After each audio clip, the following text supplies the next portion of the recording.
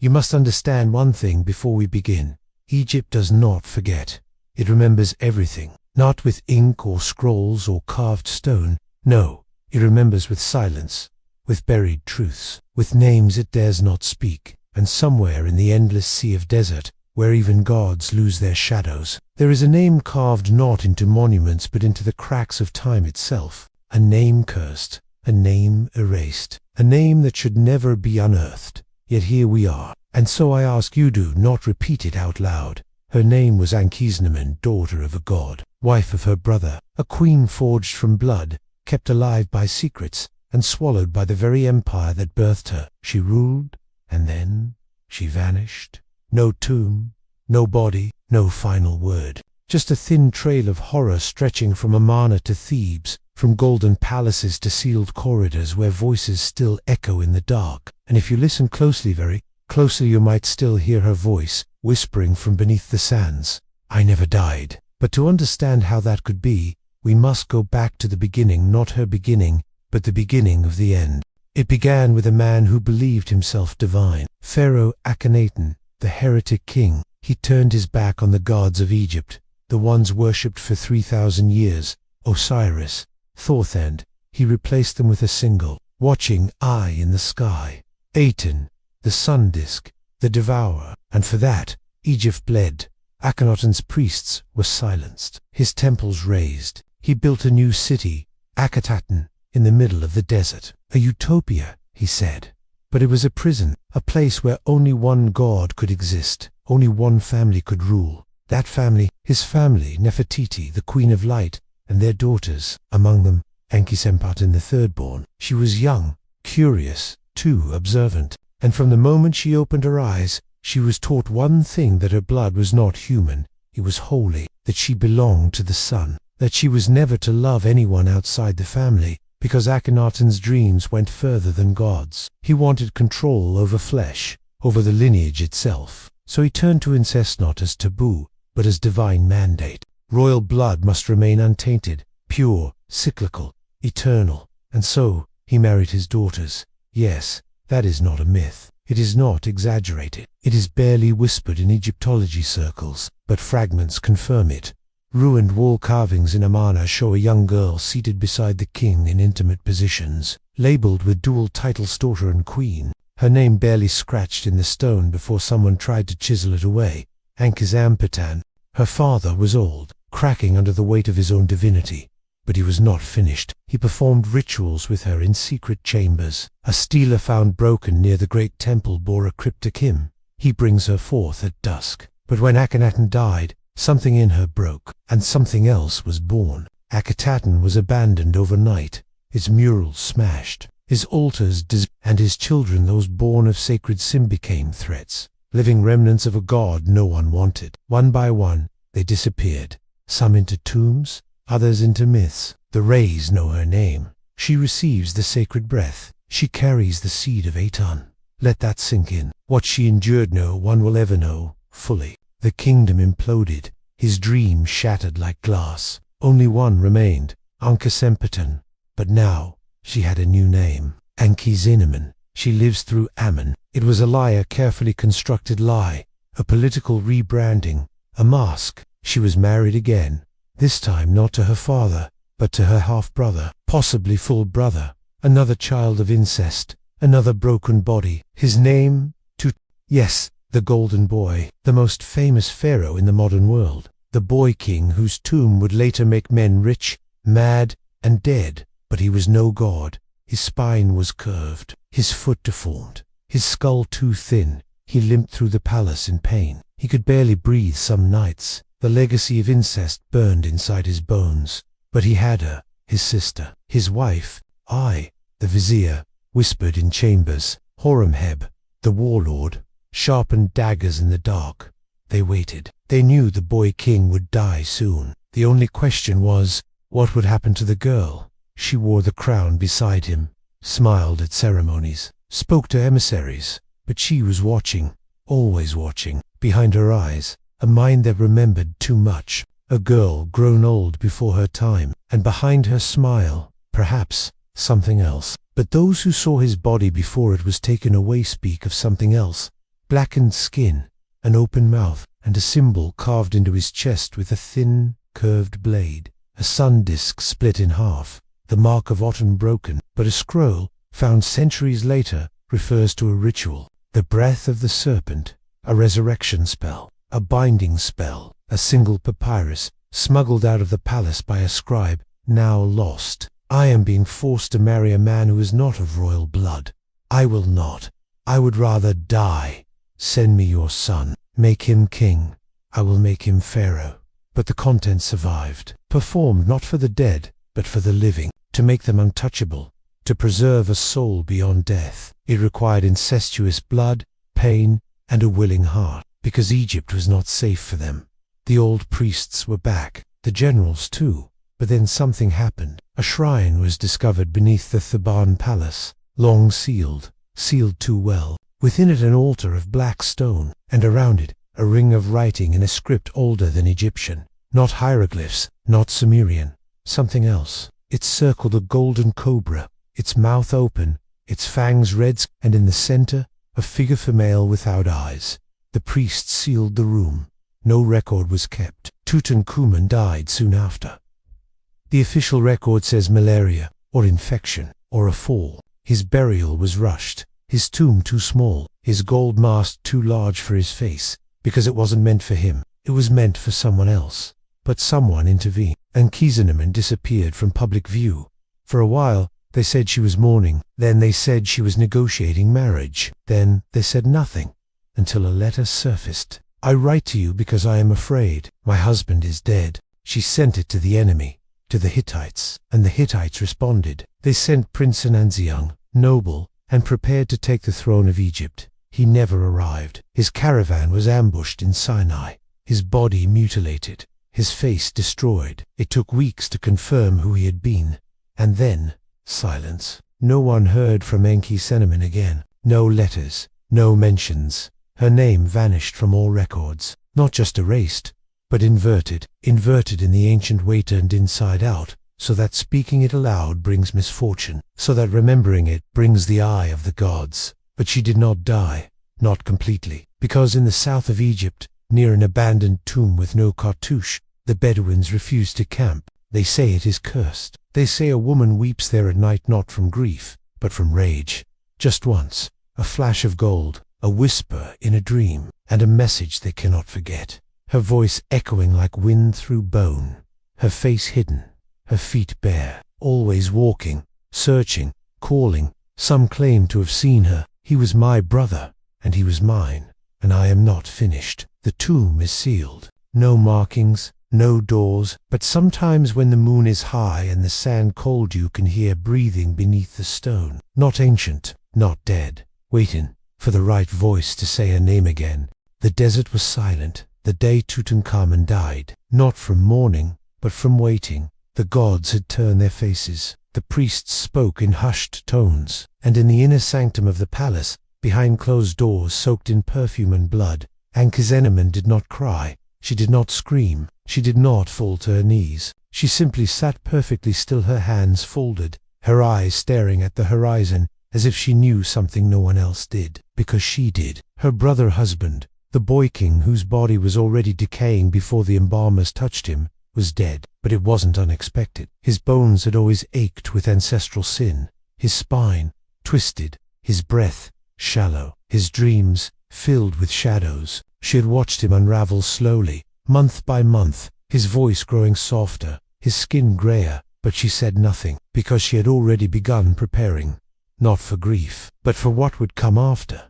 They thought the dynasty would end with him, that the crown would fall into the hands of the old Gade, the whispering vizier with cold eyes and steady fingers. He dressed in mourning robes and spoke of unity, tradition, necessity, that the queen must marry again to him. Of course, he promised to restore order, to honor the fallen boy. But she saw the hunger in his mouth. He didn't want stability. He wanted her name, her blood, her access to the sacred lines that stretched back to Ak. He needed her to legitimize himself, and for that, she would never forgive him. Or Horemheb, the general with a soldier's discipline and a serpent's patience. But neither man understood one thing.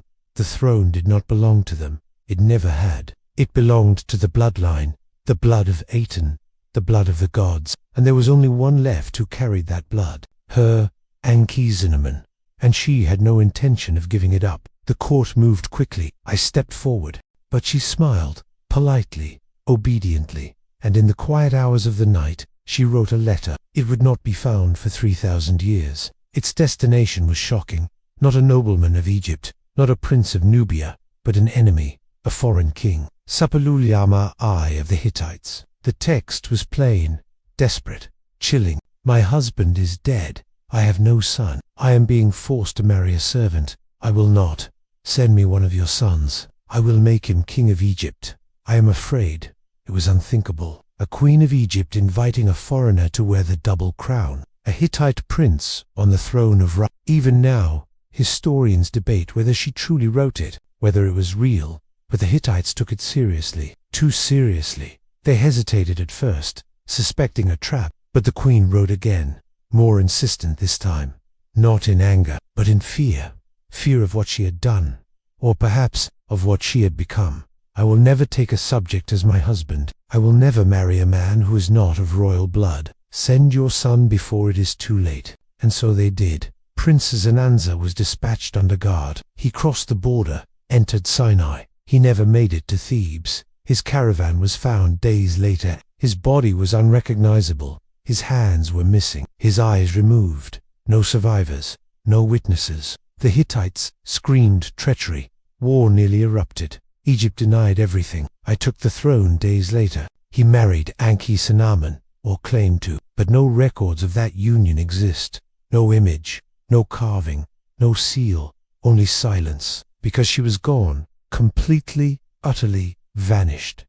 The last queen of the heretic bloodline disappeared not just from life, but from memory. Her name was struck from the monuments, her image chipped from the walls. You see, just before Zananza's death, there were reports, whispers, unverified scrolls. A merchant from the Delta region spoke of a woman in white visiting the necropolis at night. The next day, all his sheep were dead, their eyes wide, their bodies dry, as if something had drained them from the inside out. Always alone, always barefoot, carrying a sealed jar wrapped in black linen. She entered tombs that no one dared approach. She never emerged with the jar. A shepherd in Abydos claimed he saw a woman pour blood into the mouth of a buried statue, and in Karnak, an initiate in training carved a message into the underside of an altar before vanishing. She walks again, but her shadow moves the other way. The message was dismissed. The initiate was never found. He saw the heretic bloodline as a disease, a plague. He issued decree after decree to erase it. The names of Akhenaten and Ankhesenamun were removed from all temples. Their statues were smashed, their tombs sealed, their gods banished. A's reign was short, 2 years, and he died in his sleep, peacefully, they said. But his embalmer recorded a different story. His skin blistered from the inside, his mouth filled with sand, his heart had turned to salt. He was buried quickly, without fanfare, and Horemheb took the throne. Now Horemheb was different. He was not of royal blood, not born of the gods, but even he was not brave enough to touch one place, Tomb Kafeh in Numberlutiga. It was found by accident, deep beneath the Valley of the Kings. No name, no body, just 6 sealed boxes, not sarcophagi, boxes, inside each one a piece of something, not artifacts, not treasures, pieces, hair, teeth, fingers. One box contained a single vertebra wrapped in silk. Another held a heart preserved in black resin, still wet. The final box was empty, but warm. They resealed the tomb, issued a public statement. Nothing of value, no royalty, misclassified chamber. That they wake in the middle of the night with sand in their mouths. That they hear a voice whispering in a language no one speaks. That they see a woman not alive, not dead, watching them from inside a sealed tomb. Her mouth closed, her eyes gone, but her presence unmistakable. But the workers who entered never spoke again. Some went mad. Before the first seal was broken, one of his workers collapsed. The man screamed in Arabic, over and over, "She is not inside. She is beneath." They ignored him. Then a myth, then a rumor. Some vanished. One left behind a single note in red pigment. Her name is not dead. It was only sleeping. Years passed. Egypt forgot. The tombs were covered again. Dynasties rose. dynasties fell. Ankhesenamun became a whisper until the dreams returned. She stood beside the boy king and whispered into his ear. He began to bleed from his eyes. I woke to find my tent covered in ants. His dog, in London, howled and died at the exact same hour. There were no ants in the desert. Modern scholars rarely speak of them publicly, but in private, they all say the same thing. In 1922, when Howard Carter opened the tomb of Tutankhamun, something strange happened. But Carter's diary contains an entry dated November 7th, dreamt of a woman cloaked in black. Weeks later, Lord Carnarvon, the financier of the dig, died from a mosquito bite. But the infection spread unnaturally. His lungs collapsed. His mouth filled with foam. Coincidence? Maybe. But there was one artifact in the tomb that never made it to the public. A scarab, black stone, unlabeled, found tucked behind the throne. No inscription, except one on the underside. 4 symbols: a sun disk, a serpent, a jar, and a female face without eyes. The artifact was quietly removed, catalogued as miscellaneous, then lost or hidden. But in 2005, a private collector in Geneva reported a disturbing incident. A storage vault was found covered inside. Nothing had been taken, but one camera had been broken. The last frame captured before the lens melted showed a faint figure behind the glass, a woman, barefoot, veiled. That collector disappeared 6 months later. That at night, a soft, rhythmic humming can be heard like a lullaby sung in reverse. And now, we come back to Egypt. Tomb KV63 remains sealed, the coordinates redacted, but the locals avoid it. They say the air turns cold near its entrance, that they hear breathing from beneath. Some say it's the wind, but those who've been there say something else. They say she's awake. They say the jar she carried, the one never recovered, is not an offering. It's a vessel, a soul jar, a container for what was left of Tutankhamun, or what used to be him. The priests feared her. The generals erased her, but none of them understood her. She was not just a queen, not just a sister, not even just a mother. She was a ritual, a prophecy, a cycle, and she is not finished. Because the blood of Aton still calls, because the sun has not set on her kingdom, because one final rite remains unspoken. And when it is spoken, the sand will open, the tomb will breathe, and the Pharaoh without a name will rise, and at his side, veiled in silence, crowned with darkness, will be the woman who began it all. Ankhesenamun, the one who married her own brother, the one who betrayed kings and gods, the one who never died. They always believed that the tomb was the end, that death was a closing door, heavy and final. But they forgot one thing. Egypt never built tombs to bury. It built them to prepare, but in the old way when God still walked the black earth, and language was flame, not breath. There were whispers among the desert people that Ankhesenamun had fled to a cave complex near Wadi Sa. No caravan would pass near it after sunset. They claimed the wind there sounded wrong, not like wind at all, like breath filtered through bone. One child went missing near the entrance, found 3 days later, blind, clutching a shard of obsidian with a symbol no one could translate. He would only say one thing, over and over: she's teaching him how to speak again, to house the body, yes, but also to feed the soul, to nurture it, until the day it would walk again. Resurrection was never fantasy to the ancients. It was architecture, and Ankhesenamun understood that. She had seen too many tombs carved by trembling hands, their walls covered not with decoration but with instruction. She had memorized the sacred words by the time she was 9. She had watched her father walk into temples where light never touched stone, whispering to statues that bled oil. And she knew what the world had forgotten, that you do not die when your body fails. You die when your name is no longer spoken. And hers was close, so very close, but not yet gone. The rites had to begin, not publicly, not in the sight of priests or scribes. In the stone coffers beneath the Temple of Mut cracked open during an unseasonal thunderstorm. Inside, scrolls once thought lost to fire were found dry and intact. One bore a title few had seen: Ritual of Reclamation. The throne's breath returned. It was unsigned, but the name of the scribe had been scratched out and replaced with a single glyph, a cobra piercing the sun. That was her mark. The ritual described was not one of memory, but one of reversal. It was not designed to honor the dead. It was designed to bring them back, with changes. Her daughters, her brother has been, but not herself, not yet. And that was what the ritual demanded. Not grief, not pain, but choice. Blood was required. Royal blood, of course, but not only blood. The body of the king must be rebuilt, not healed, but reassembled, redefined. The voice must be given shape. The name must be recast in silence. The heart must be removed, not literally but from the memory of others. And most horrifying of all, the soul must be given over willingly, not the soul of the dead, the soul of the one who calls him back. When she emerged, she entered the temple of Hathor, not through the front, but from beneath. The priests screamed, not in fear, in recognition, because she should have been dead. Her hair had grown past her waist, her eyes glowed faintly amber, and most terrifying, she did not speak, but her voice filled the room, without lips, without sound. Ankhesenamun had already lost everything. Her father, her mother, her sisters. The walls cracked. The high priest died where he stood, pupils white, blood dripping from his ears. The others fell to their knees. She raised a hand, and the wind stopped. There were witnesses. A single papyrus surfaced in 1891 in a private German collection now lost in a fire. It bore the testimony of a servant who claimed to have followed her to the Valley of the Kings under moonlight. He wrote that she wore nothing but linen soaked in oil, that she held a jar sealed with golden wax,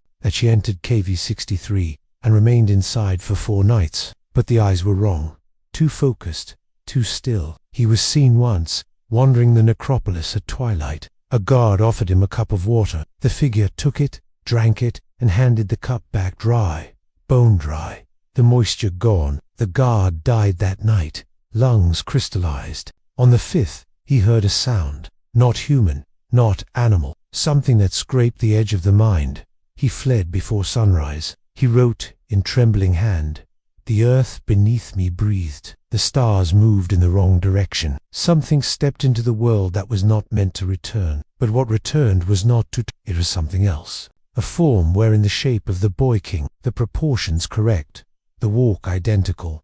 And then, again, silence. Ankhesenamun was not seen for another season. She recited a list of names, every pharaoh since Horemheb. None belonged to her bloodline. She spat blood onto the altar and then she disappeared again, but not completely. They began to find carvings, new ones, in tombs sealed for centuries. Fresh glyphs, made by no chisel known to man. Images of a faceless pharaoh, seated beside a veiled queen. The queen bore no cartouche, only a circle drawn in ash, and beneath them, a single phrase, "He speaks with her voice." What does that mean? In the ancient rites, voice was the essence of identity. To speak was to exist, and the dead could not speak unless given voice through ritual, usually as a warning. A figure who rules not with scepter or crook, but with silence, who does not blink, who walks only at night, and when he remembers, the Nile turns backward, who is always near but never seen. His reign is never counted, his tomb never found, but his presence is felt, always behind the throne, always behind the mirror, always behind the next death, through magic, through sacrifice. If he spoke with her voice, it meant only one thing: he no longer had one of his own. She had given him hers. She had given everything. No inscriptions, no markings. Inside, 7 statues, all identical. A woman, veiled, her mouth open, no eyes. In her hands, a jar. All 7 jars were empty. One theory claims that she still walks among the tombs, her body no longer aging, her heart removed and sealed inside the jar she once carried, that she split her soul into half for him, half for herself. That is why her name could not be destroyed. It ends with his voice, whispering, "I don't think these are statues. I think they're waiting." That is why her image could not be erased completely, because she exists in the and he was not grateful. There are references to the nameless pharaoh in late dynastic texts. An inscription in the tomb of a minor priest in Saqqara reads, "He comes not to rule, but to remember." And where is she now? Some say she was consumed. Others say she fled, between breath and memory, between sand and bone, between Egypt and something else. In 2011, during an unauthorized excavation near Deir el-Bahari, a sealed chamber was found beneath a collapsed crypt. One archaeologist stayed behind to document. He left a final audio log, only 5 minutes long. He was never seen again. His camera footage recovered weeks later showed the jars vibrating, only for a moment, then silence. But the desert remembers. It always remembers, even when we choose to forget. Ankhesenamun's name has returned to the wind, and when the wind calls it, the sand answers. The temples groan, the tombs whisper, and the Sunotan himself, because she did not perform the ritual to bring her brother back, she did it to bring herself forward, through him, beyond time, beyond death, and now she is both queen and king, wife and brother, priest and god. The two become one, the final dynasty, the one we were never meant to remember, and yet, we do, we always have, because every time you feel the sand shift beneath your feet, every time a shadow falls where it shouldn't, every time a statue watches you longer than it should, she is there, listening, waiting, breathing. The ritual is not over. It never ended. Not until her name is spoken one last time. Ankhesenamun. They thought it ended with her, that once her name was buried, her bloodline severed. The gods would turn their gaze elsewhere. But Egypt never obeyed endings. Its sands bury time, not truth. And truth, like her, does not rot. Carvings scraped away, not in haste, but with precision. Her name absent, not in neglect, but as if it had been made forbidden. The accounts that remain whisper contradictions of a woman who mourned, who fled, who bled the Nile itself dry, and in every one, a common thread. No body, no tomb, no end, because she chose not to have one. It waits, under stone, under history, under every lie we carved to survive. For 3 millennia we told ourselves, Ankhesenamun was a side character. Humans forget. That is what separates them. But Ankhesenamun did not forget. She remembered every sacrifice, every betrayal, every name that cursed hers, and in doing so, she became something else. The footage is sealed in the archives of the Cairo Museum, but transcripts have leaked. They describe a room shaped like a spiral, walls covered in symbols, not seen in any dynastic period. Symbols that moved, that blinked, that wept. Woven strips of linen hardened with resin, shaped into a seat large enough for 2. Upon it, nothing. Beside it, a pool, dry, lined with crushed lapis and obsidian teeth. And above all, etched into the roof of the chamber, a face without eyes, and below it, one phrase repeated endlessly. A forgotten queen, the young wife of a boy king, a victim, a pawn, a shadow. But the deeper we dig, the more the story dissolves, until we're left with something far worse, that she was never forgotten. She was removed, by force, by fear, by ritual, and perhaps, by her own hand. The signs were always there. We return now, to the desert, to the tomb sealed beneath 7 rings of salt and lead. Kivi 6-3, they call it that still. But the workers had another name for it, spoken only in jest, and only during daylight. The mouth, they believed it was breathing, that it swallowed time, that if you stood too close to the sealed door, your memories would slide out of you like sand between fingers. One man aged 20 years in a week, another forgot his children. A third vanished entire Lay's footprints ending at the edge of the stone. They never opened it, not officially, but cameras were lowered into a crack near the ceiling. At the center, a chair, not a throne, not stone, flesh. I remember, therefore I remain. What does it mean? In Egyptian metaphysics, to remember is divine. The gods remember perfectly, not goddess, not ghost, but a keeper of pain, of blood, of resurrection. This was not a love story. It was a war between memory and oblivion, between those who sought to destroy her and the only weapon she had left, identity. And in the end, she won, not through magic, but through something far darker, language. Because history is built from words, from names, from the stories we agree to tell. And she found a way to write herself, not in ink or stone, but in the gaps, in the erasures, in the questions no one answers. Who buried her? Why is her tomb unknown? What happened after she buried herself? She became the question. One last artifact recovered in 2022, hidden beneath the false floor of an old kingdom tomb in Saqqara scroll wrapped in copper wiring, preserved with an oil only found in Sudanese funeral jars. The scroll is untranslatable,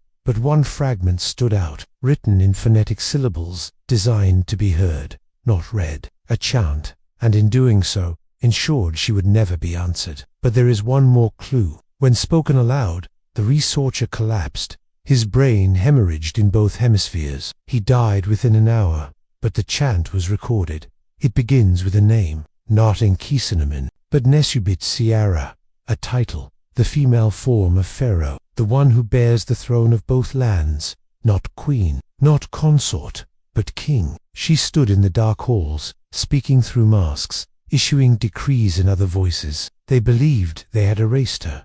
The suggestion is horrifying, that after Tutankhamun's death, Ankhesenamun did not vanish. She ascended, in disguise, behind horror, behind every name they fed to them, but she had erased them. One by one, the statues with no names, her designs, the temples with no doors, her havens, the rituals without authors, her breath, echoed by others. She ruled not as a face, but as a presence, not as a monarch, but as a myth, the first of her kind, the last of her line, the mother of what we now call secrecy, a place where no one sits, but which is always warm, hidden somewhere beneath, guarded not by men, but by memory. Those who find it forget why they came, but they never leave. Even now, the priests whisper of the sleeping throne, and in the book of the hidden chamber, the last line reads, "She made herself the mouth of God, and in silence became eternal." A carving in Cyprus, a ring in Babylon, a shroud in Antioch bearing a woman with no eyes.